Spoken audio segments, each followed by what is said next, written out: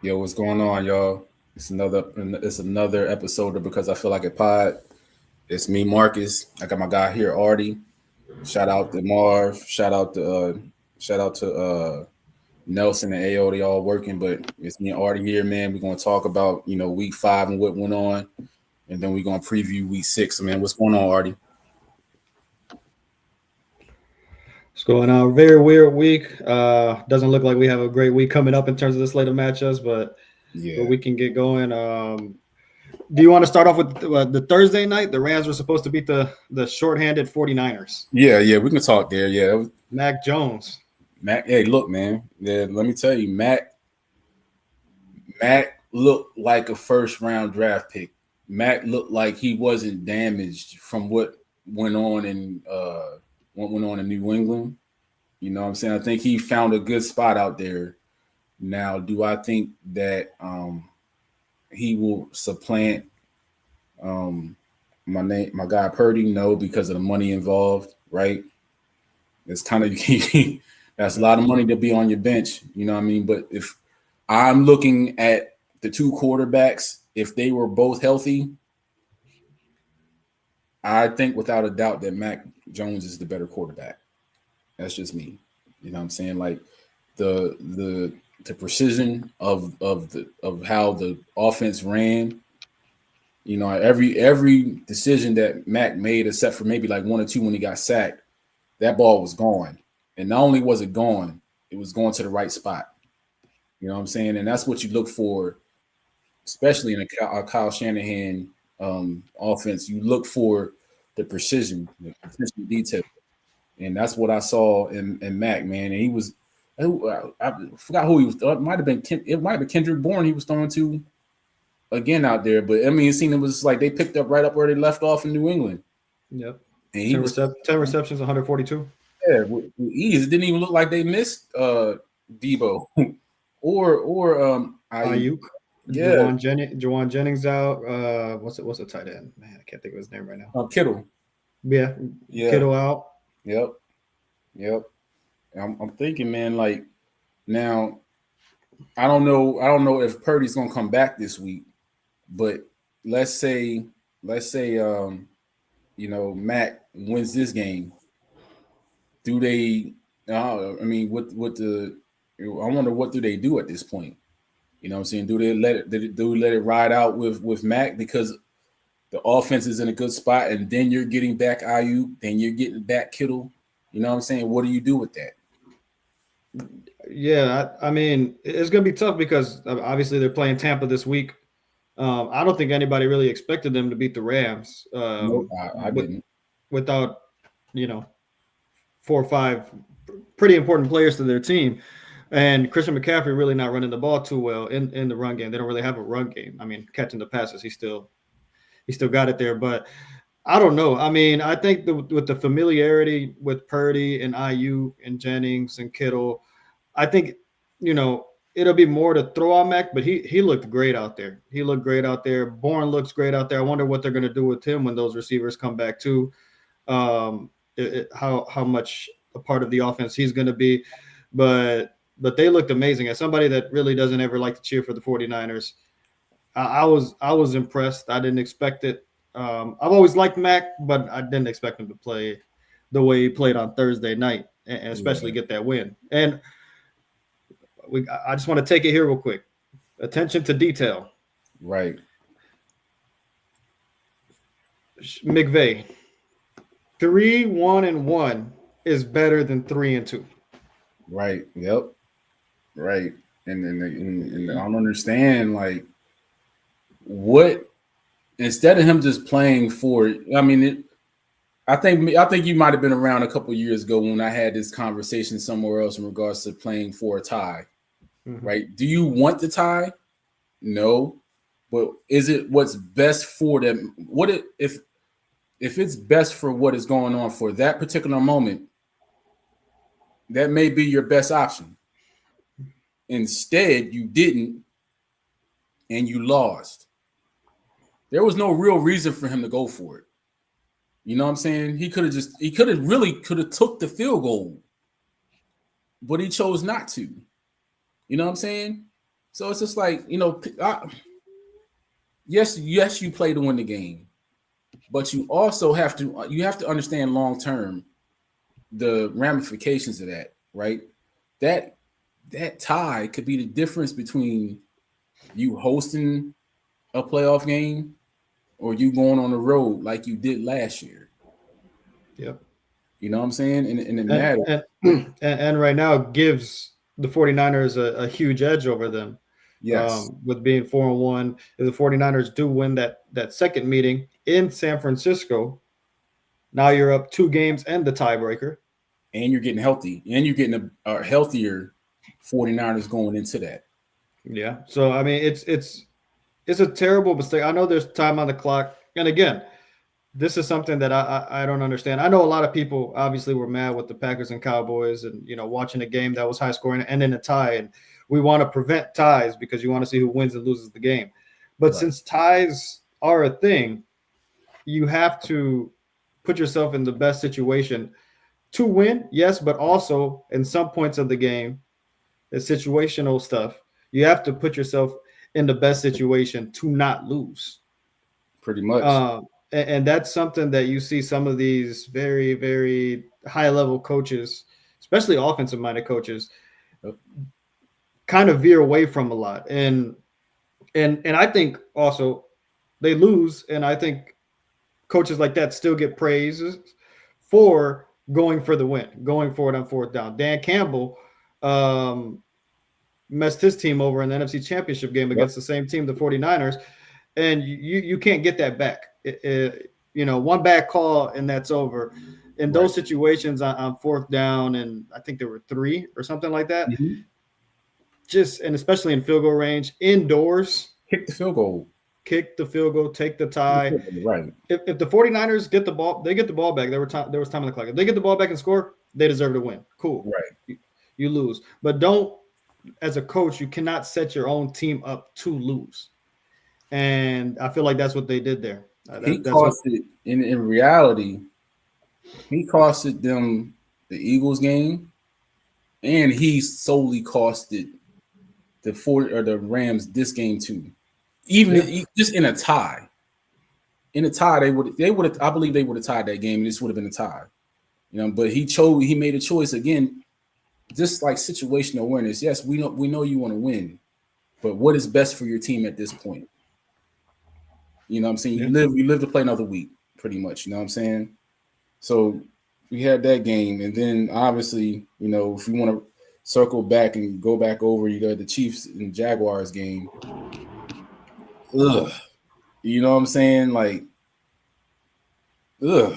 You know what I mean? Like, and a lot of people there's something off with they said wait until they got a Xavier Worthy back, and they kind of looked, their offense was better, but the defense, including Chris Jones, man, at the end, no effort. nasty. That was a horrible effort. I don't care what he says. I don't care how he tries to characterize it or try to just blow it off. You don't have that.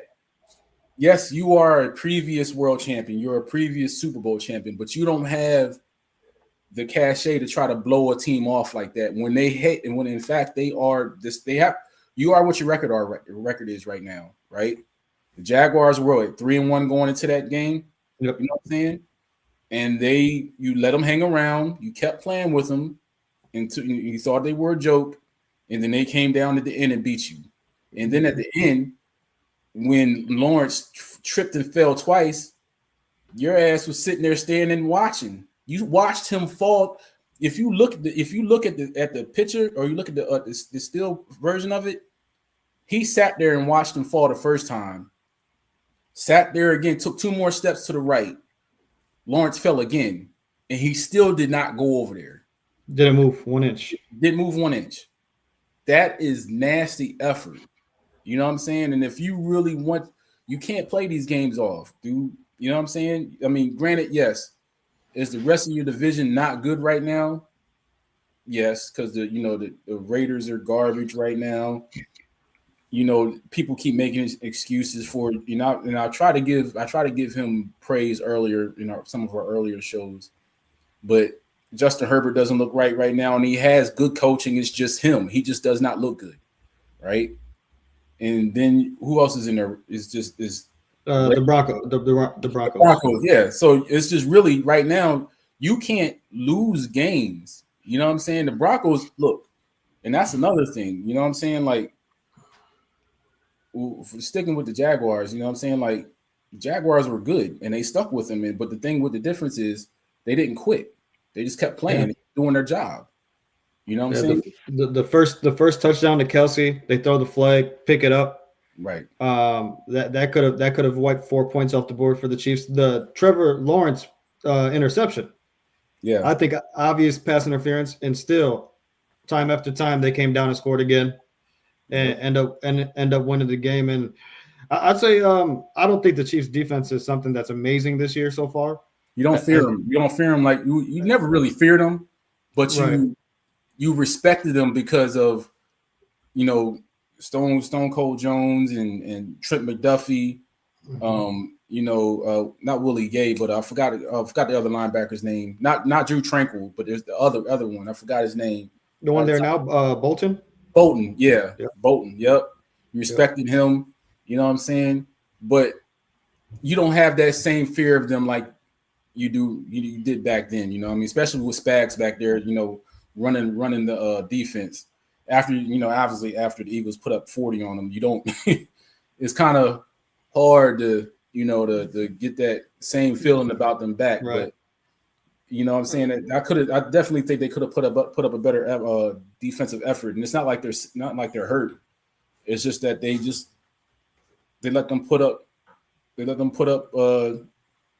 31 points. Yeah, I know Lamar didn't finish the game. Russ didn't look good in that game. But besides the Russ game, I feel like all of the quarterbacks that have played the Chiefs have looked like very, very good quarterbacks. Even some of the guys we sit here and criticize sometimes, like Trevor Lawrence or Justin Herbert, that may not look good elsewhere. So far this season, they've looked spectacular against the Kansas City Chiefs.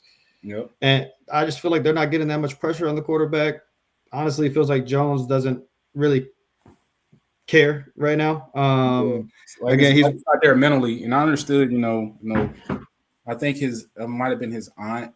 Yeah. Passed, so I much respect and prayers go out to him and his family for that. That's kind of tough. But even still, if you're there on the field, you're expected to perform. Right, expected to do your job, and if you don't do your job, and you put that video out there for everyone to see, that doesn't look good. And then when you get into your presser, you act like you can't. You pretty much aren't taking the Jaguars seriously. That's not good. You're not in a position to take guys lightly or take teams lightly. You know what I'm saying? No, not at all. Especially now being 2-3. They've got a little bit to come back from again after they just they started to dig themselves out that 0-2 start to then lose to the Jaguars, go back to 2-3. It's a I feel like this year is really, I don't know about you, but I feel like this year is really bouncing back and forth for a lot of teams. Yeah. And very quickly, the same thing. I guess we could hit on it for a second too. The same thing with the Chargers. I didn't expect them to lose to the Commanders, especially by 17 points and put up only 10. Yeah. And then what was the week before they got smacked by the Giants. Yeah. You know what I mean? And that's the thing, maybe I had to take back what I said about Justin Herbert, man. Like, these are games that he should have put the Chargers on his back, man. Like, you can't lose to the Giants, dude. The Giants are a hospital right now. You can't lose to them. And then you turn around and then you lose to the Commanders, who just got they had just got Jaden Daniels back. Right. They just got Jaden Daniels back. Terry McLaurin didn't play. So all they had out there was Debo and a 35-year-old Zach Ertz. How do you lose to them? Man, not good at all. Yeah, and like I said, just real bounce back and forth. Then the Giants they beat the Chargers. They go lose to the 0-4 Saints. It was kind of weird, but I do want to hit on this Sunday night game. Yeah, and maybe your opinion on the Buffalo Bills, when I don't want to say when times get hard. I do think that the Ravens kind of gifted them the game in week 1 a little to an extent. But when that game was close and Right. there were pressure moments, it always seems to me that they put themselves in the pressure moments by either not running the ball with their running back or putting a little too much faith in the deep pass. Yeah, And I think. Go ahead. Go ahead. and I just think that sometimes, the hero ball will cost you. Yep. The hero ball will cost you. I think it cost him here. He obviously had an interception in the game. He threw probably another interception-worthy pass, and so I take that away from the Bills side. On the Patriots side, Stephon Diggs had a point to prove, I guess. Yeah, it didn't matter who was guarding him. They took turns. They took one guy off of him. He fried the other guy. They took the other guy off of him. He fried the other guy. It was literally he had a buffet on the cornerbacks. You know what I mean, for the for the Bills. They put Benford on him. They had to get Benford off of him. They had put another guy on him. They had to get him off of him. They tried 3 other guys. They had tried 3 guys on him, and none of them could guard him. None of them could cover him. I think, like, overall, the Bills, what really took place is that they thought pretty much that they just could run over the Patriots and that they would fold, right?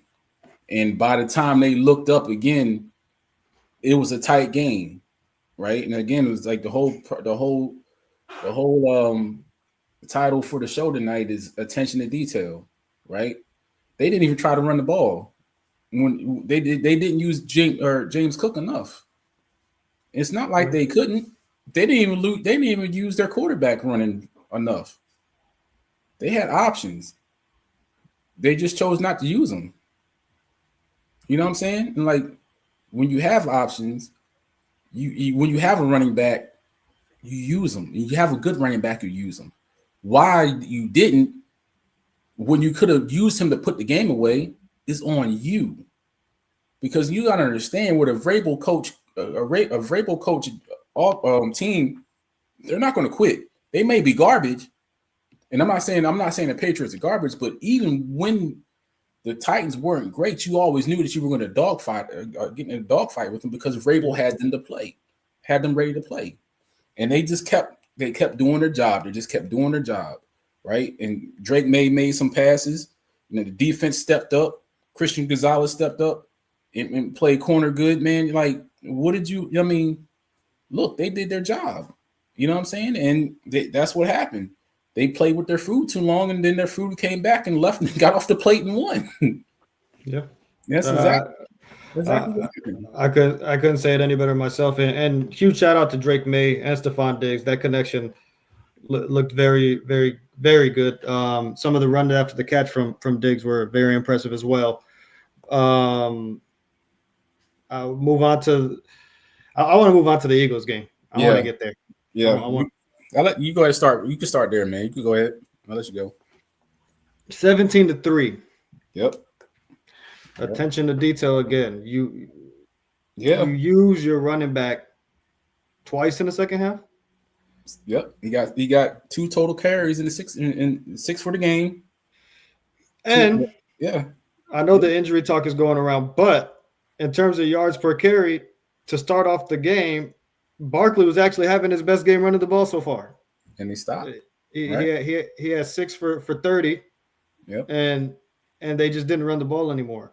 Right. We talk a lot about how the Eagles don't get caught up in the media storm fire. Yep. And trying to prove to the people that, see, AJ Brown isn't unhappy, Smith isn't unhappy, or whatever the reports are out there about that certain topic. Yeah. At the end of the day, you have to win the game. Also, this is just a terrible game to try to force feed AJ Brown the ball while being defended by one of, if not the reigning defensive player of the year, best cornerbacks in the league. And Devontae was killing Riley. Oh, Riley Moss. Riley Moss on the other side, he was destroying them. right? Yeah, yeah, and I just got to say that you can complain about not getting the ball. Right. That's fine. You know, AJ Brown is a terrific wide receiver, one of the best in the NFL, obviously. But then you go out there and stop running on routes. What game time dagger play too? I don't know. I don't know. You know, on the Hail Mary, if he's really trying to catch the ball either. But I just think that obviously there's something there. He wants the ball more. Yep. But at a certain point too, with a guy, I feel like Jalen, if you're not really producing or you're not trying as hard as him, I mean, you saw Jalen throw that Hail Mary and try to run 40 yards. Yep. If you're not doing that, I don't know how long it's going to last with Jalen saying, you know what, I'm going to keep going this way. I'm going to keep going this way. And it shouldn't last too long either, because frankly, you're an Eagles fan, obviously. When do you see the Eagles not run the ball up, down, tied? When do they not run the ball? So it was the time, and this is the funniest part about it too, is that out of every game this year, this is the time they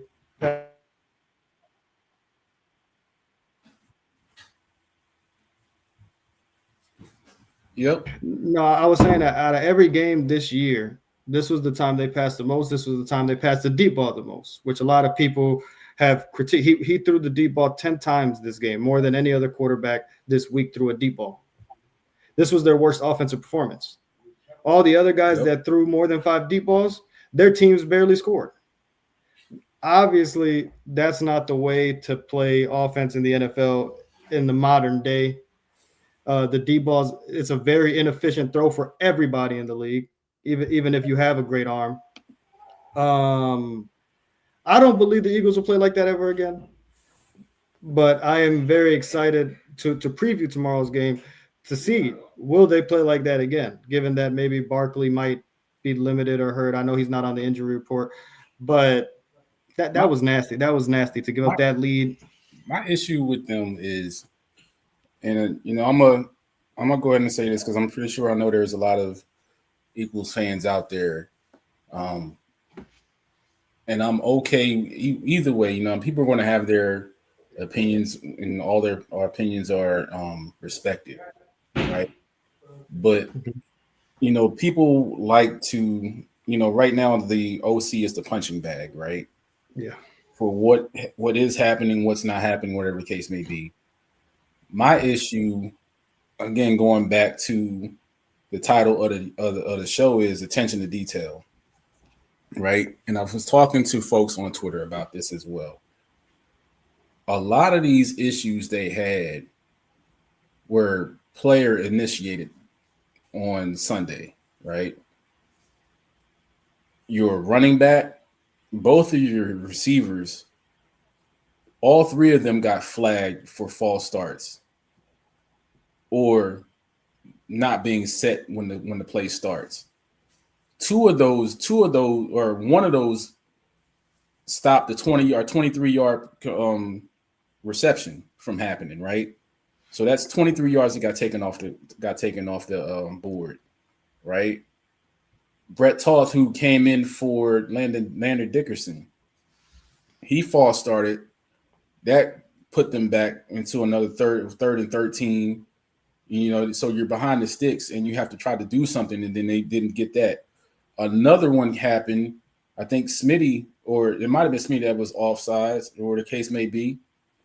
And that one took another 50-yard darn near reception off the board, right? A lot of these things that they were doing. And then at the end, right, Zach Bond got a late hit. It's like all of these things, attention to detail matters.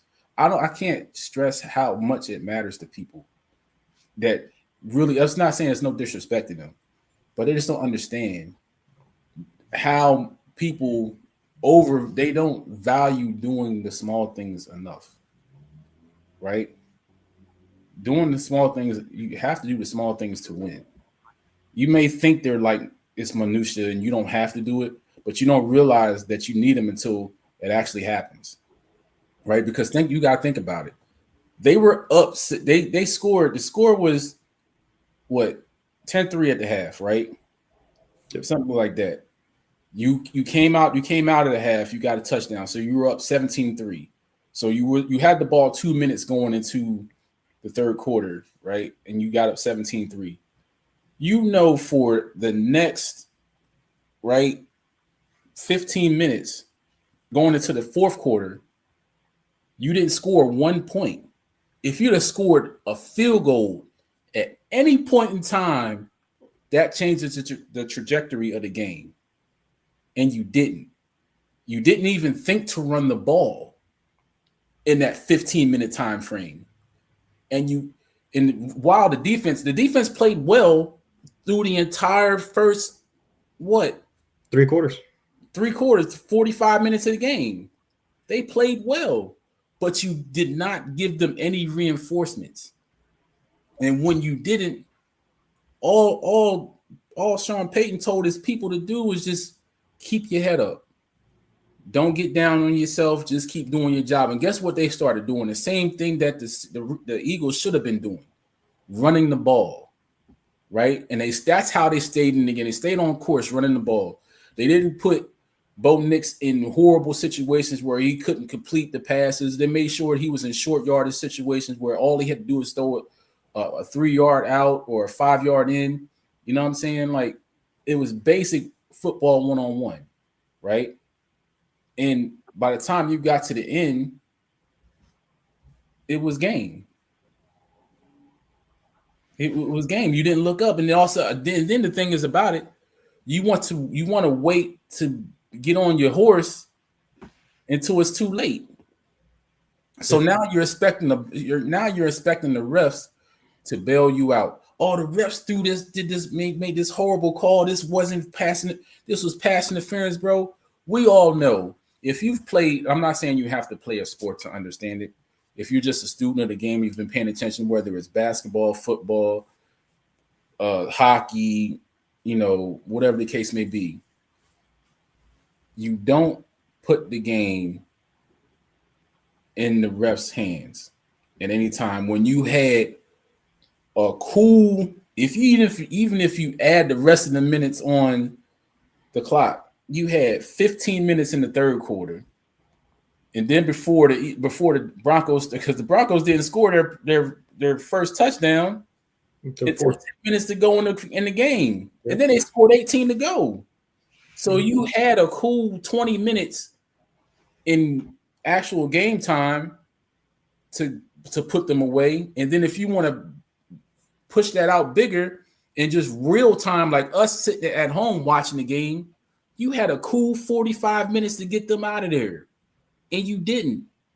You can blame the OC. The OC ain't on the field. You didn't. Yes, I understand that some of the line is hurt. Lane had a neck injury. Landon got hurt. Cam Jurgens might be still compromised, but that is not an excuse. It's not an excuse when they were in way too many good situations to put it away. Thank you. Yeah, especially that wasn't the reason. None of them was the reason you was up 17-3.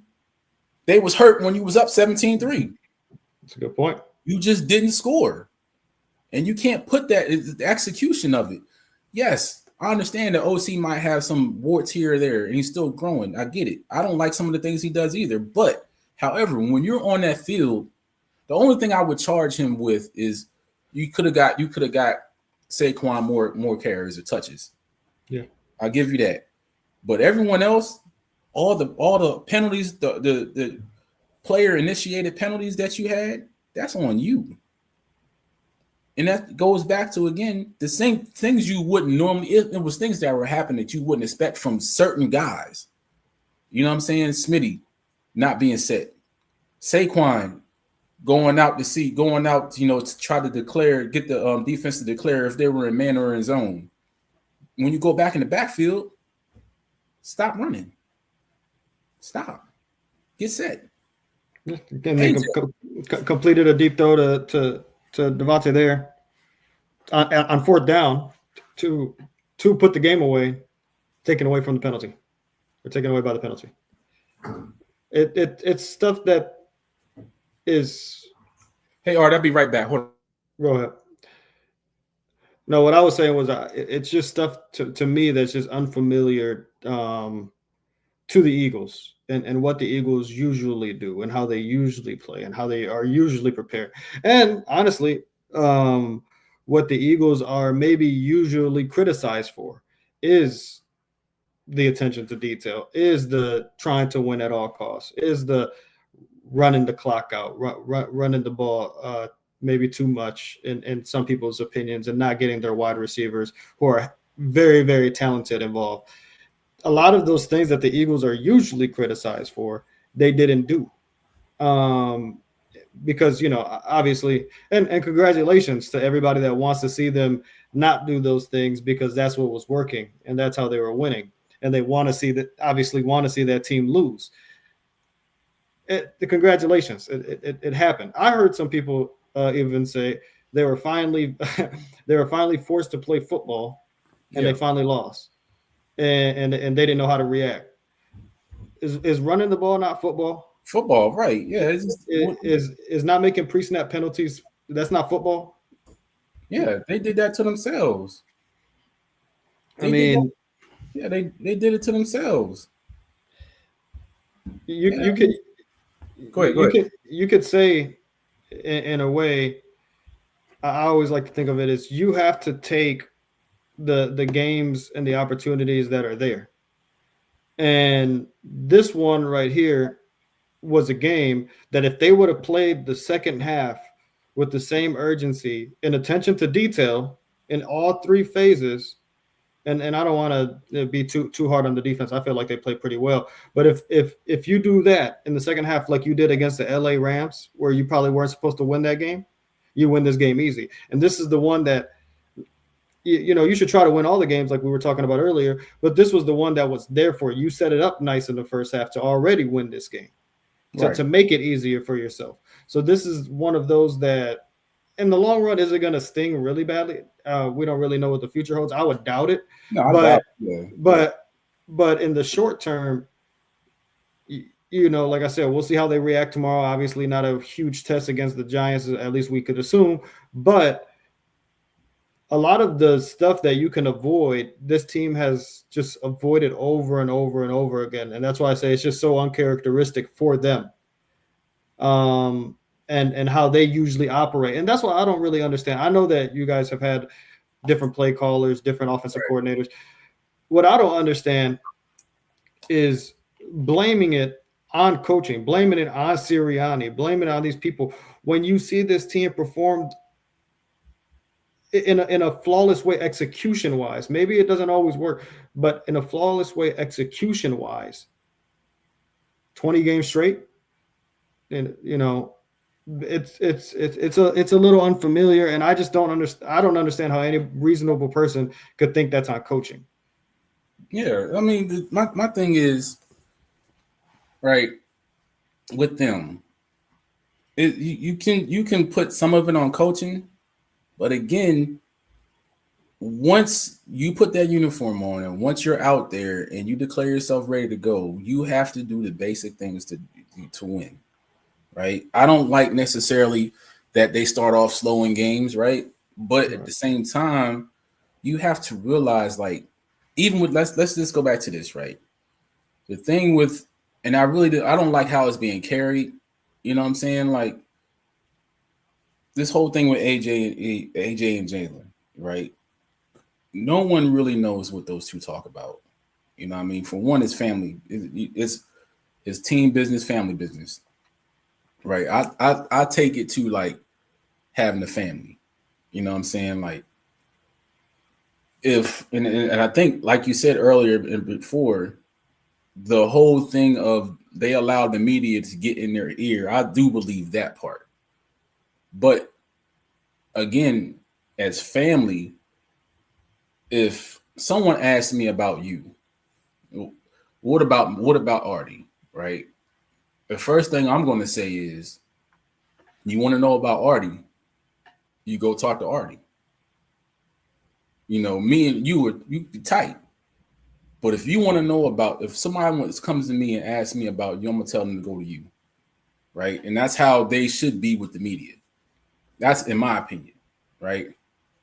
You should, if someone asks you about your teammate, go to him, right? And that's the thing. No one takes the route of holding the media accountable for the divisiveness they are trying to put around this team, right? And the reason I say that is there are too many. Do I know everything about the media? No, I don't. I'm not going to sit here and say I do. But I do know that locally, you have 1, 2.5 sports radio stations there that cover the Eagles. You know what I'm saying? Then you got obviously the Fox affiliate, the NBC, or Fox, CBS, and NBC. I think ABC as well, affiliates that are there that have correspondents that report on the Eagles. All of them have credentials to go see players or ask to interview players, right? If they want to know about that particular player, go to that particular player. Don't go to his teammate. If you want to find out something about these two's relationship, you talk to them too. But see, I don't think everyone catches on to that. I think they pretty much just, it's great. It probably is. But again, people have to start holding the media to a standard as well. Because a lot of this is when they don't get what they need out of that story, they start speculating, or he needs to leave. How the hell do you know if he wants to leave or not? The man just got paid twice by the same team. So what sense does it make to anybody that he would want to leave? Well, he needs to leave. I don't think Jalen likes him. Have you talked to Jalen? Have you talked to AJ? No, it's all speculation. And that's the annoying part about it. No one's ever saying what I just said, like, get to that person. If you want to know about AJ, you go to AJ. Stop speculating. And that's some soft shit. I can't stand when people do that. And it's not very, in my opinion, it's not very hard to understand either in terms of will we ever know the exact stuff that's going on behind closed doors? No, we won't. But you've watched the NFL and you've watched sports for a long time. I've watched the NFL. I've watched sports for a long time. How many star wide receivers, star running backs, star quarterbacks, star whatever, even defensive backs, they want the matchup. They want the ball. They want the responsibility on themselves, and they made it known. They make it known all the time. I don't think it's some kind of, oh, well, he really just doesn't like his quarterback. No. I think we've seen the Ocho Cincos of the world, and even to bring up somebody that played in Philly, we've seen Terrell Owens. These people, they know how great they are, and they want the ball every play. Does that mean that they don't like Donovan McNabb or who do you have? Carson Palmer in Cincinnati. Does that mean that they don't like those guys? No, not at all. Does that mean that they realistically think they're going to get the ball every play? Not that either. But they want it every play. And any person, and this is something that maybe you would have to play sports for, but any person that's ever played sports wants the ball in their possession at the time to do something great with it, so they can show what they're capable of. And that's a fine thing to want. That's your players should want that. I don't see why that would be an issue. And to make it into he just really doesn't like his quarterback, or they don't get along. And then you see on Friday or whatever, Smith feels the same. Come out, I think, from Deanna Rossini or whatever that was. That's the thing. And that's another thing. Like, you sit there, she ran that story, and it was dead wrong, and her own colleagues, shut it down. And then when the Eagles lost, she came back and ran a secondary story saying this was a horrible day for the city of Philadelphia. Then she put in there where the Eagles lost, the Phillies lost, and then Penn State. But Penn State is nowhere near Philly. It's actually like closer to Pittsburgh than it is Philly. But again, it goes back to my point. Like the narratives they want to push around this team, like it's weird. But at the same time, you have to bounce back and look at it from this respect. Whenever a team is good or great, right, and there's no drama around it, that doesn't make for really good stories, right? Yeah. They have to drum up some type of drama. And when they couldn't get to the people that they wanted to cause the drama with, they came back with recycled stories to try to make it bigger than what it really was. Well, once the Bengals fell off, the whole Jamar Chase and T. Higgins can't coexist, or they can't be on the same team fell off too. That whole story fell off as well. I'm sure if the Boston Celtics were to fall off, you wouldn't hear anything about Jaylen Brown and Jason Tatum can't be on the same team together anymore. Right. But while you're winning, those are always stories that come out to create a distraction. There's other wide receiver duos in the league that are very good that might be on losing teams. Like I said, Jamar Chase and T. Higgins. Do you ever hear, wow, they're very unhappy? The only thing I heard about Jamar Chase for the last couple of days is that he has more tackles than Micah Parsons. Yeah. Yeah. And nothing about, oh, wow, Jamar Chase really doesn't want to be in Cincinnati anymore. T. Higgins doesn't want to be there either. And now they go and get Joe Flacco. You don't hear any of these stories. It's like Joe Flacco going to Cincinnati is like they just got Joe Flacco in his prime. Like that's what the story sounds like. It sounds like, oh, finally to do something to take advantage of what seems to be a weak division this year while you have a chance. Joe Flacco is not – he's in the same division. He's won one game and against the team that they're going to play this week. But he's won one game. Like it's not like Joe Flacco is going to save this team and take them to the Super Bowl. But you never hear, does Jamar Chase and T. Higgins want to leave? No. And then that team, look, man, like I mean, we know how the media is, right? They will try to make things bigger than what they really are. But they have their favorites. Oh. Right? And it's no doubt. And I said it last week when what's his name lost? Herbert lost to the Giants the week before. You didn't hear anything about it on TV all week, right? At all. Nothing. So then he goes and he loses again this week. And not only did he lose, Josh Allen lost. You know how much that was covered this week? LeBron is selling Hennessy, so there's a lot of right. Yeah, there's a lot of important stuff to talk about on First Take.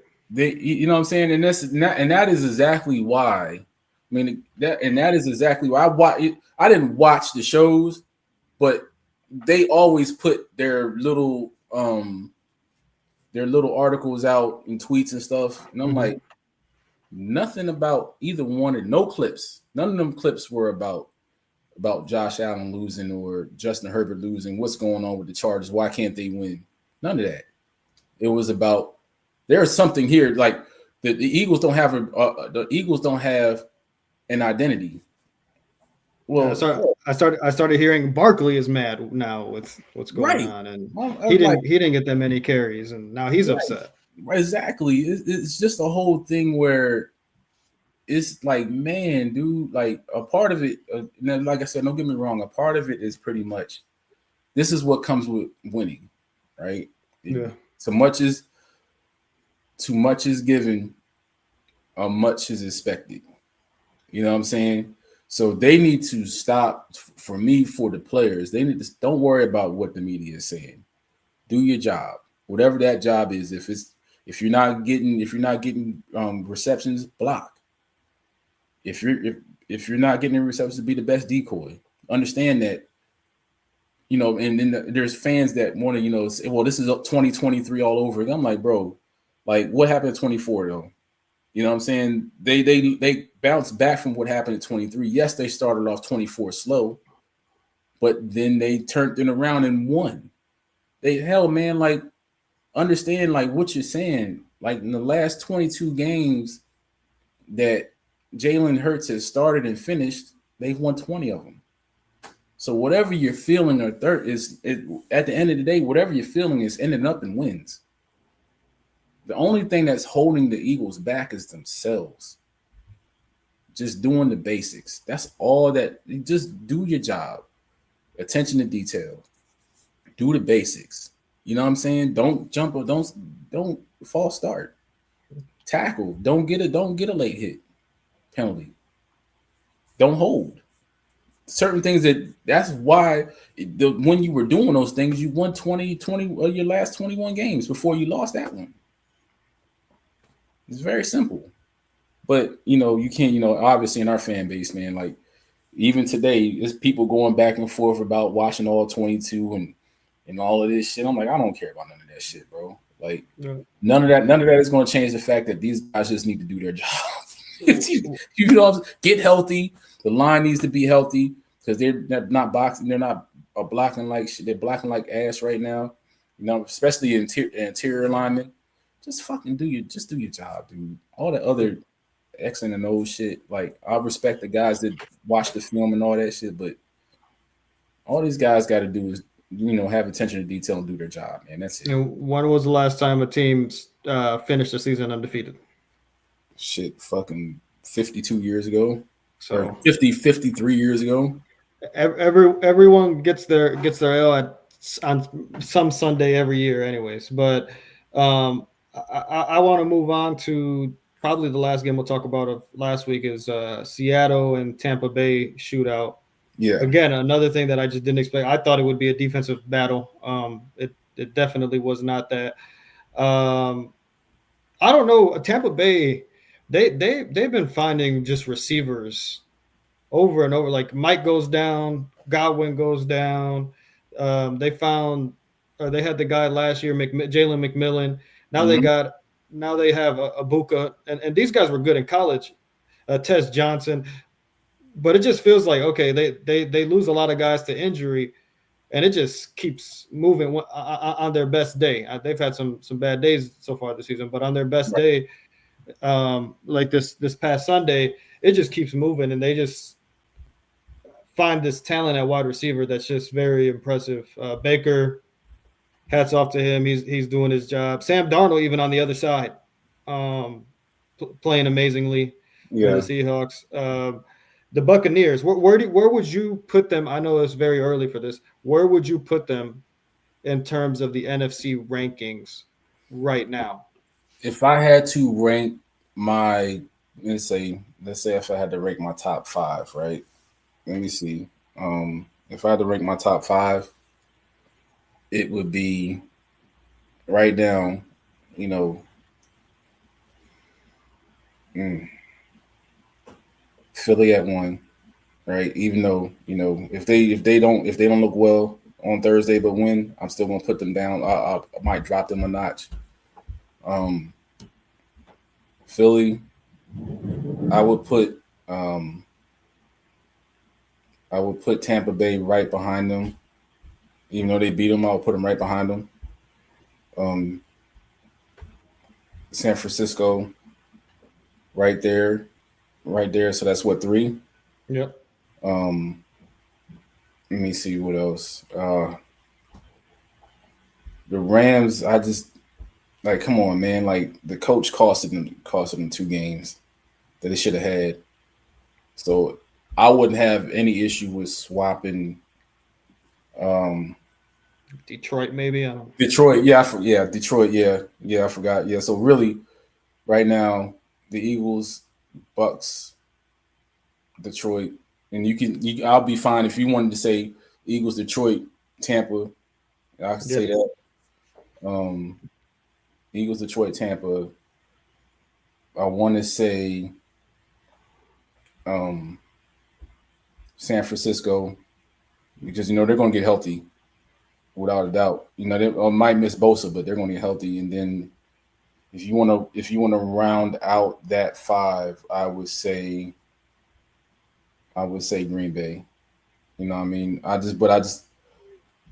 What's going to ail Green Bay is how much more progression will Jordan Love have?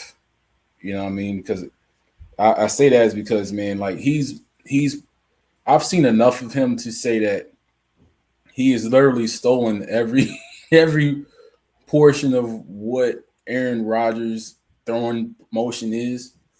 But I want to see Jordan Love. I don't want to look at him and see Aaron Rodgers.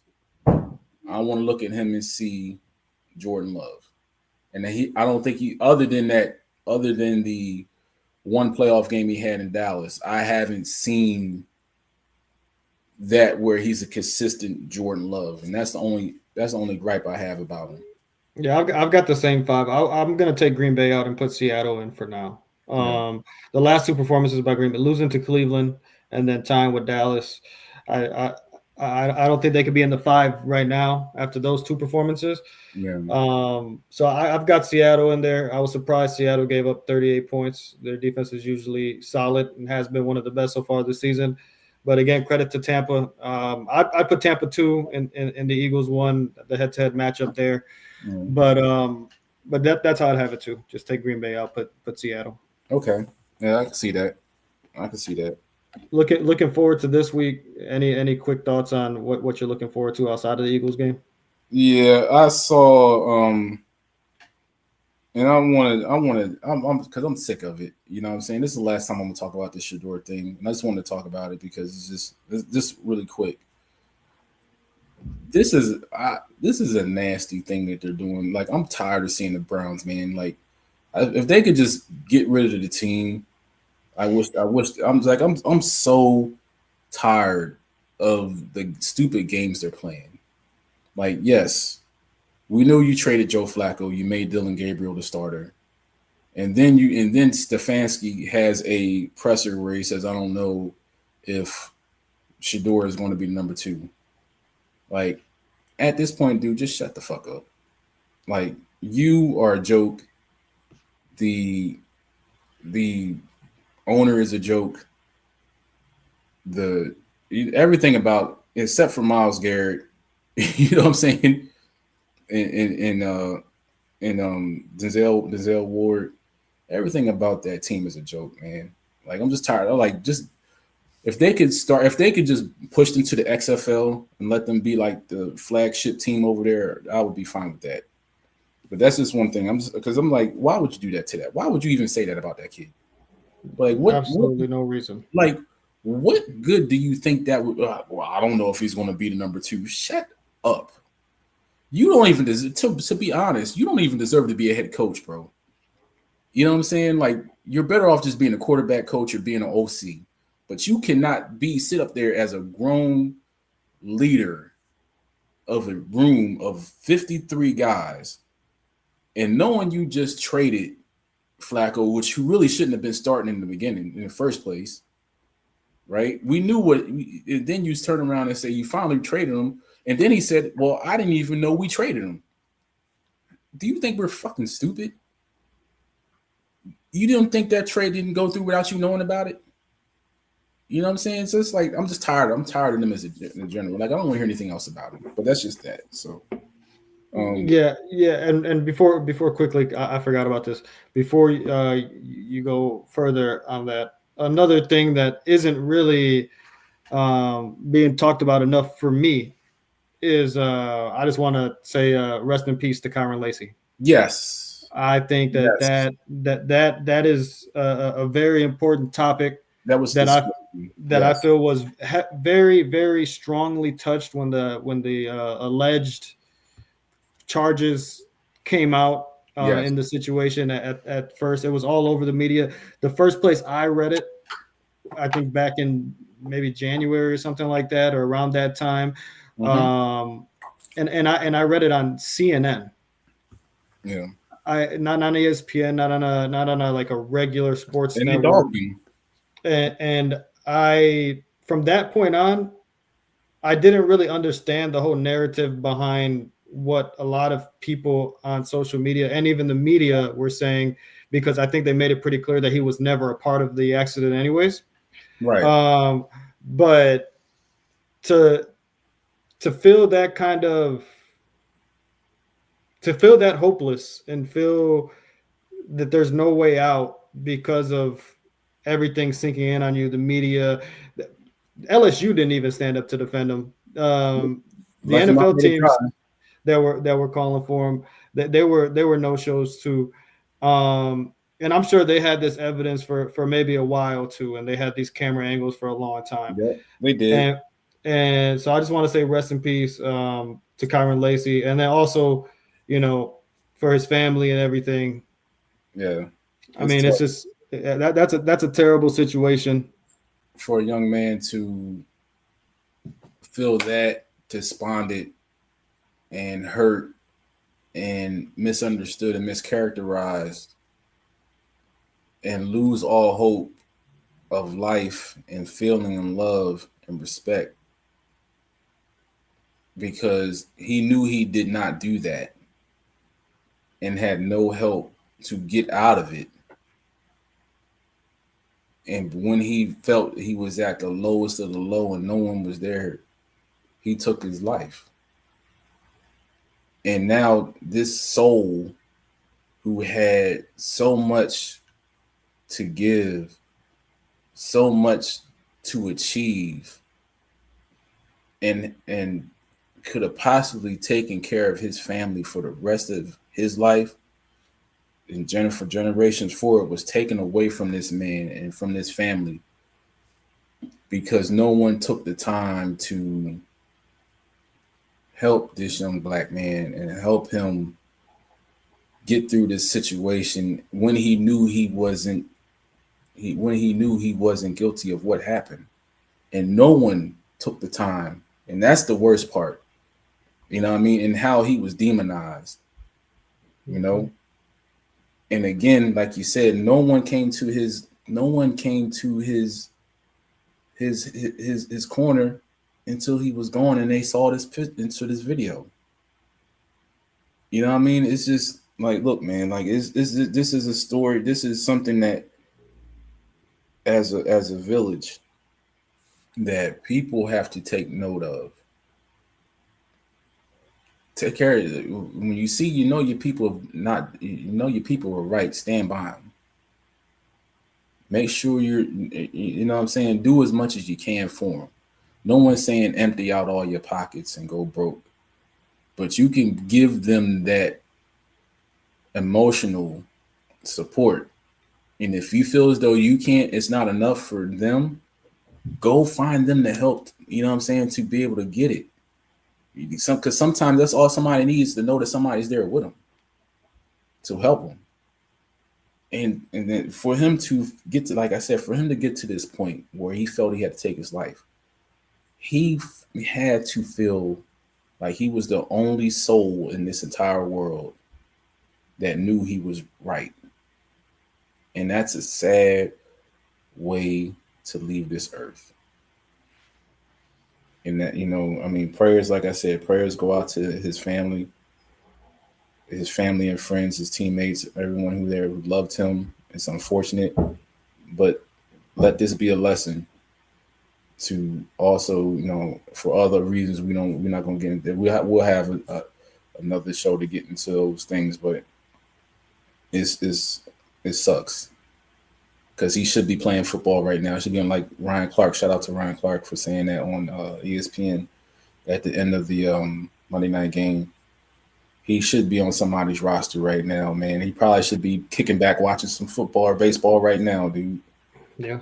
Preparing for a week 6 game, man. And my man's not around to, but we're going to, everyone's going to do everything they can to remember you and understand that this story will not rest. You know what I mean? And I don't think anyone should let it rest. So that's all I got to say about that, man. Yeah, well said. Well said. Rest in peace. Yep. All right. Yep. This Monday night, this Thursday night game, Um, the Giants and Eagles, there's not much there. You know what I mean? Like the Giants has found out that Darius Slayton's not going to play tonight or play tomorrow night.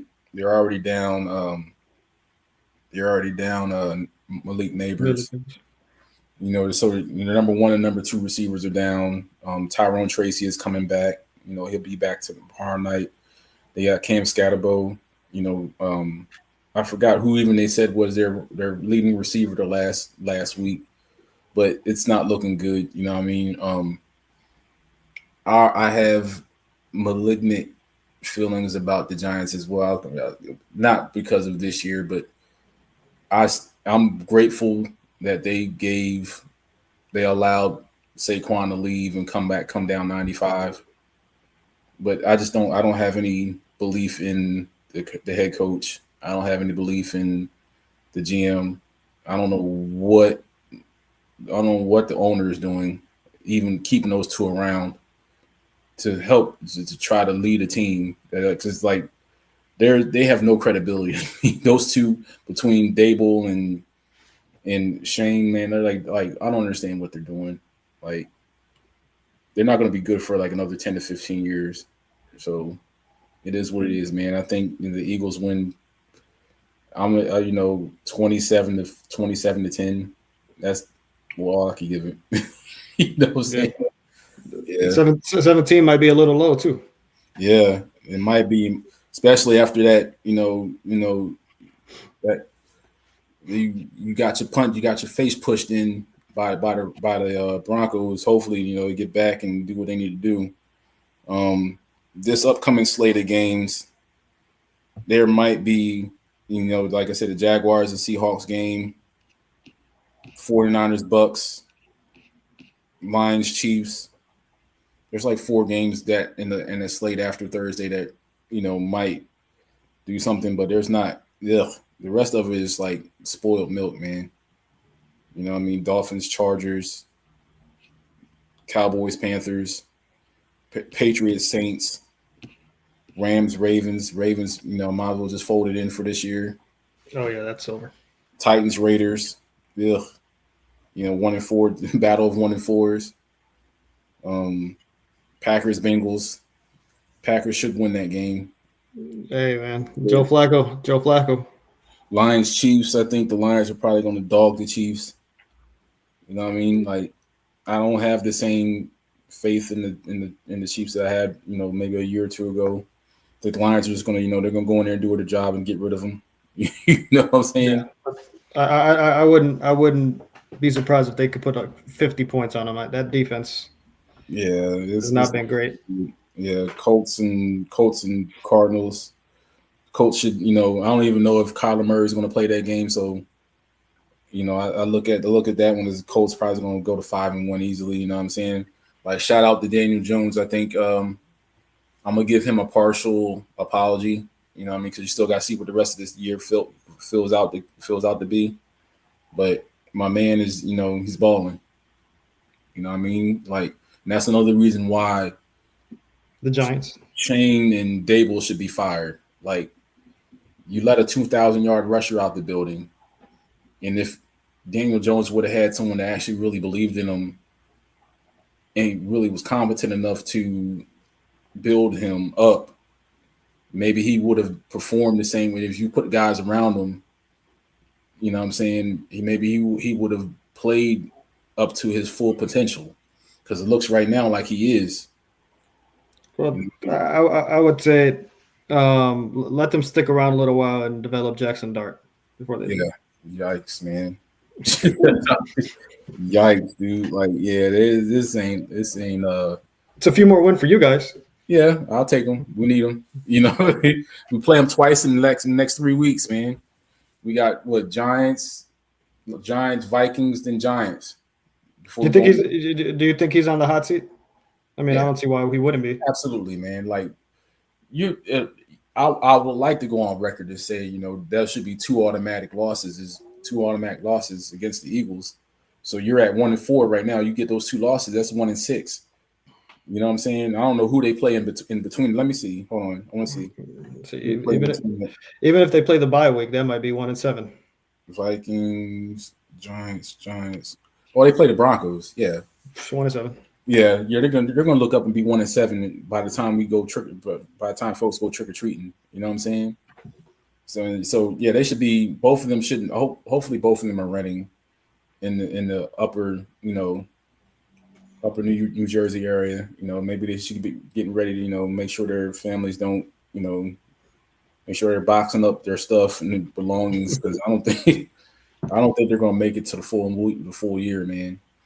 Dak, and I don't. The thing is though, you're going. It sucks for Jackson Dart that he may have to get a new coach because you never want to mess up someone's development. But the Giants are ass. You know what I'm saying? Like it's just what it is, man. So, other than that, bro, like that's pretty much the slate of games for week 6. I might do something probably Friday or one of these days, but yeah, the Giants suck, dude. If the Eagles don't win this game going away, like then I can understand like some more of the outrage, but they'll be all right, man. Like Eagles fans need to just relax. Look at the bigger picture. You know what I mean? Like I said it before on the show the week before. Like winning is a process. Anything that's worth anything, people, jobs, it's all a process, and it's not always going to look the way you want it to look. It looks, winning looks different every week. It could be a blowout this week. You can lose. You can win by 8 this week. You could win by 1 the next week. It looks all different, and you have to also understand that the other guys on the other sideline, they want to take care of their families, right? You know what I'm saying? Everyone gets paid. They have bills. They have families to provide for. So why you think that, yes, this team is garbage, and I know I'm just talking about the Giants, you know what I'm saying? Dable still has a family. Shane still has a family. Jackson Dart still has a girlfriend and family, or whatever the case may be. These guys are playing for their lives, their livelihood. So you need to respect them as such, you know what I'm saying, and understand that they're just not going to lay down. You know what I mean? They're going to give everything they have too, because if they don't, because if those performances don't start resulting in wins, they start resulting in unemployment. Very soon for a lot of those guys too. Yeah, pretty soon. Yeah, man. Like, look, I don't even understand. Like, if we wanted to even get on that topic, right? About coaches that should be renting. You looking at Mike McDonald, right? Or not? What was one McDaniel? Yep. McDaniel, yeah, Mike McDaniel. He's in Miami. He might be renting. To me, Zach Taylor should have been renting 2 years ago. If what right now, like Stefanski should be renting. If you really want to look at, because who was to say they're going to win again this year? You know what I'm saying? Like, there's a lot of guys that should be renting this year. To be honest with you, but that's a whole other thing, man. So Harbaugh in Baltimore, what do you think? I can see Versace giving him a pass, even though I don't know if he really I don't know if John would want to stay. I think he might look at this and say, I've done all I can here. Like, I need a fresh start. I can see that happening, but at the same time, I'm like, bro, like there's too many that whole thing with them being up in so many of these games and then not closing them out, that had nothing to do with injuries. That was a lot with you and your team just not knowing how to close out games. That's a problem. And then now you couple that where you're going to have, when Lamar comes back, you're going to have to, do things 3 times as hard to get back in a race to even win your division, right? Because it's not a great division, but I mean, look, if you're the Steelers can just take advantage of this time right now, man, because like the rest of the division is down, right? Yeah. And you're not. Let's say you finish second in your division, that might not even guarantee you a playoff spot. And I don't think I think that today they just traded their defensive end. Oh wait, right, and that tells you a lot. You know what I mean? Like, and I like the whole thing of Marlon Humphrey in this podcast. Like, do what you want to do, man. Like, no disrespect to it, but like, bro, the team has lost 4 games. Your team is 1-4. You know what I mean? It's not like they're 1-4 with promise. You're a quarter of the season are down, and it don't look like it's getting better anytime soon. And you play the Rams this Sunday, so you're staring 1-5 in the face. That's real, dude. And on his side of the ball, where they're looking like one of the worst defenses in NFL history. You just gave up 44 to a Texans team that looked pretty bad the couple weeks before that. I don't even know if the Texans scored 44 combined in the season so far up to that point. Exactly. Yeah. So I mean, it's not looking good for the Ravens, man. And I work. I live down here in the DMV, and they not even smiling at work, bro. They ask them about the Ravens, like, that's all I hear. It ain't looking good. Ain't nobody saying nothing good about them because I think they know this year might be a wrap. Yeah. You know what I mean? It's sad because you wasted another year of Lamar, but I don't know where you go to after this. What coach is out there that you would want to bring to Baltimore? You know what I'm saying? Like, what does Derrick Henry do? You know what I mean? He's 30 now, right? Yeah, I think he's out of there. Yeah, like, I don't know, man.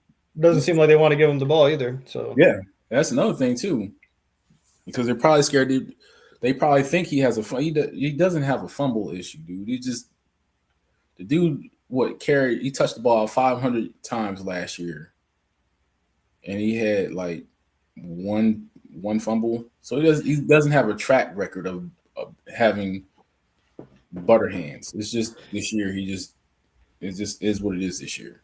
Yeah, I want to get into that in another show too. Is that I feel like there's been a lot of load managing when it comes to running backs this year. Even during games. I want to get into that, and probably the next show. Yep, probably. Yeah, that whole Saquon only getting 6 carries and two in the second half. That was kind of weird, but that's where I think that Eagles fans do have a legit gripe in regards to what happened to Saquon during the last 30 minutes of the game. Maybe stop thinking that people are just going to fold because you're the Eagles. Like I said, people have to get paid on the other sideline too, dude. They have families they have to feed. You know what I mean? But all right, brother, man, this was a great show. Going recapping week 5 and talking about previewing week 6. Probably do something Sunday afternoon or Sunday, probably after the 1 o'clock games. Probably do something between the time of the Sunday night football game and then when all the 425 games. Probably get on for like a half an hour or something like that. We'll do something. It's like I said, it's been good, brother, man. Hey, everybody out there, man. Like and subscribe to the podcast YouTube page because I feel like it. We're on Twitter as well. We're on IG. Nelson is running that one. We're on Facebook too, the same thing. But hey, man, it was good, talking to y'all out there. Go Birds, and hey, stop arguing about bullshit, man. It ain't that serious. You know what I'm saying? Let the film guys do the film shit. Let the guys that just watch the games, and stop mansplaining shit to women. Women can fucking talk football more, sometimes even better, way better than some men out this motherfucker, and that with less emotion to it. They just tell the truth, you know what I mean? And that's a good thing. But all right, y'all, man, we out, man, and y'all have a good evening. Right. Yeah, let me know if you're gonna go Friday.